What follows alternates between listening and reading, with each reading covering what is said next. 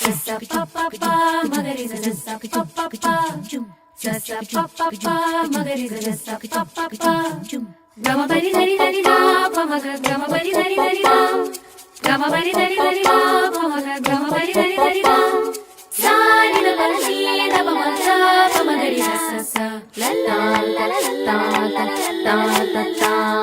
ಮಾವಿನ ತೋಪಲಿ ಸಾವಿರ ಕಾಯಿ ಆರಿಸಬೇಕು ನೀನೊಂದ ಮಾವಿನ ತೋಪಲಿ ಸಾವಿರ ಕಾಯಿ ಆರಿಸಬೇಕು ನೀನೊಂದ